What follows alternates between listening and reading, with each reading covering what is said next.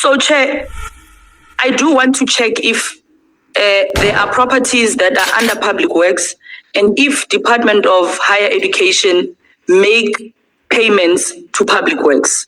But I also want to check is, have we done a cost assessment on these properties? If we were to get them, what is the plan of taking in these properties and turning them into student accommodation? And who is going to ultimately be the owners of these properties? If you are requesting for transfers, do they fall under the institutions? Who takes responsibility and all of that?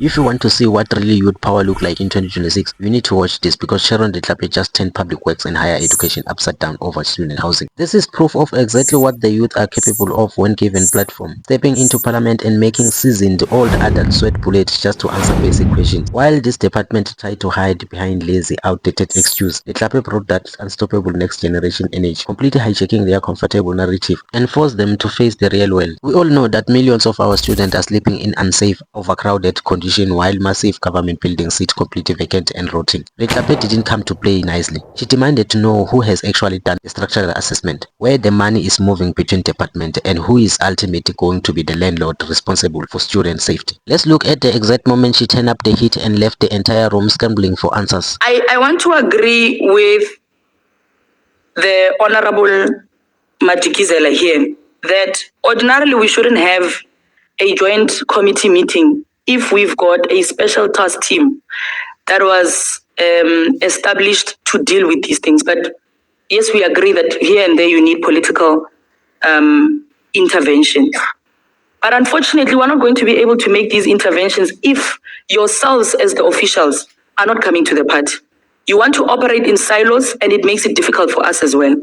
Because DHE wants to come here and outshine Public Works. Public Works wants to prove to us that they are not wrong, because we're always blaming them for anything that goes wrong in terms of infrastructure. So if departments are going to operate in silos, you are going to take 3 years before you call this meeting. And I can assure you now, the transfers of WSU, UFS, CUT, nothing is going to move, because someone sits comfortably in their office and waits for someone else to first come and knock. As I wrap up, Chair, I am trying to raise the issue of requesting for transfers of properties without following proper processes and considering the mandate of the different departments. You cannot move the mandate of Public Works of managing properties, and when you want devolution or you want donations or you want transfers, you just come simply wake up in the morning and say we want 83. So we need to know the cost analysis, the cost assessment, what each property would need for it to be turned into a student accommodation, and how long would that probably take? Are you going to use triple Ps? Are you going to rely on the budget because you take 90% of the higher education budget? How are we going to make sure that if we take the 83 properties, how are we going to refurbish them? How are we going to renovate them? And how are we going to make sure that they start working for these institutions? And who gets to stand to benefit outside of just students? Who stands to benefit? Is it the institution? How does the Public Works benefit? How does Department of Higher Education benefit? Thank you, Chair. DG? Thank you very much for the question. At our meeting, joint meeting, right at the beginning, it was established that the PMTE was required to generate income from the properties, and that property donations may create a loss, and therefore the Department of Public Works was no longer able to simply donate properties. This is one of the issues that were discussed right at the beginning. We further agreed that the PMTE is required to use the state property portfolio to generate the revenue required to keep the state's asset register afloat.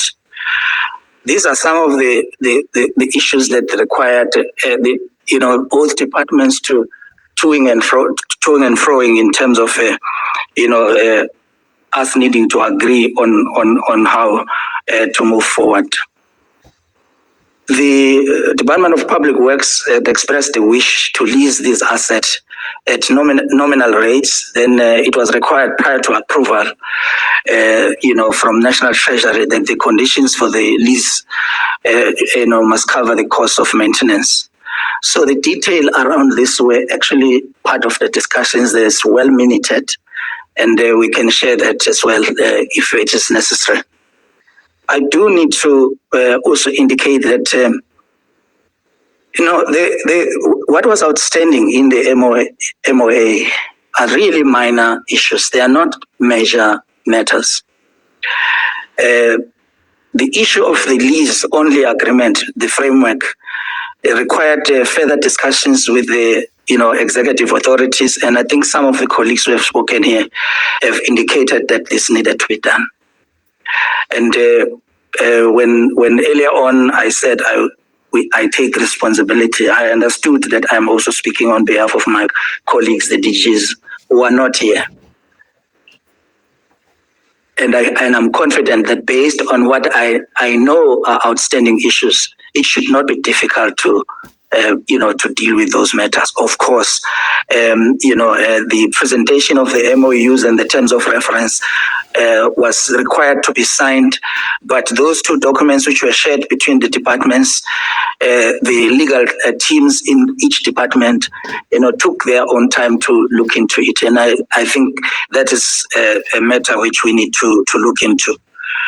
The Minister of Public Works had directed at the time that the Department of Public Works come with a comprehensive response to support the post-school education and training system in terms of making government properties available for the needs of the department. And that informed the presentation we've made today. And Public Works have actually made a lot of progress in this area. They have identified the needs to revise those draft agreements, which means there are special areas which were identified by Public Works for revision as well. The list of properties, Honorable Christians, the question was answered. DG, stick to what Honorable Letlapa has raised. I think I'll end them. Ntombeni.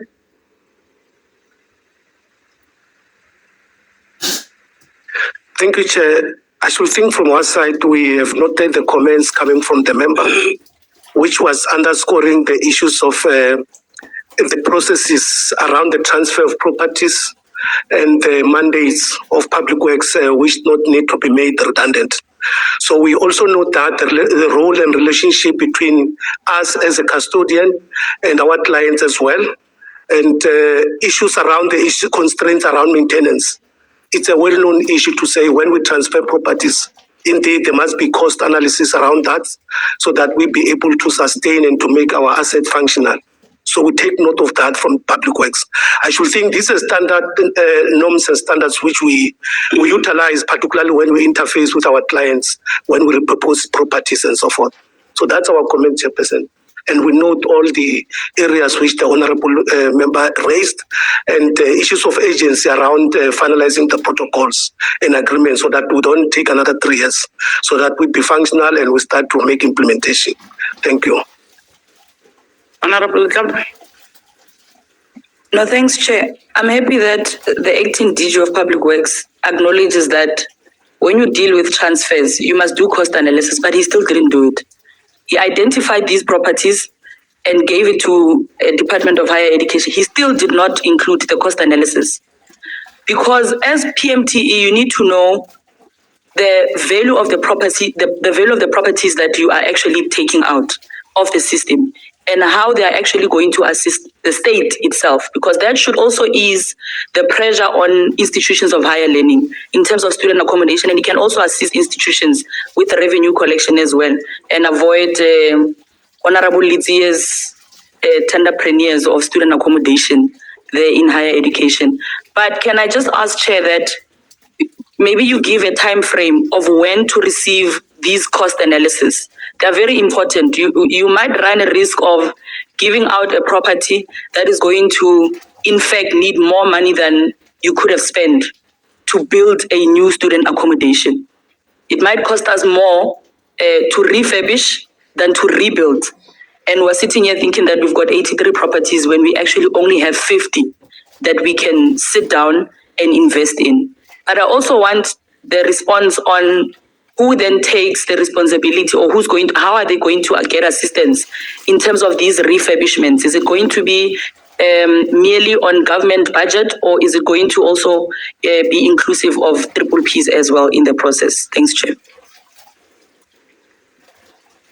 The two questions, I think the last part, DDG, belongs to the higher education. You are requesting them.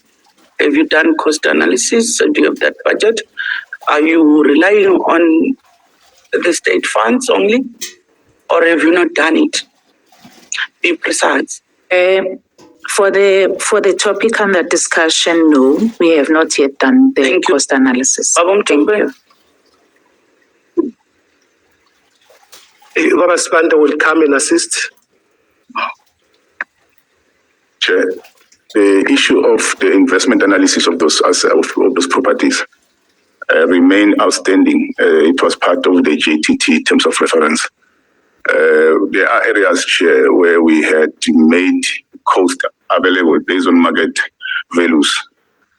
Those areas like the one in Standerton that was asked earlier on, the department did indicate that they don't have the funds to offset that.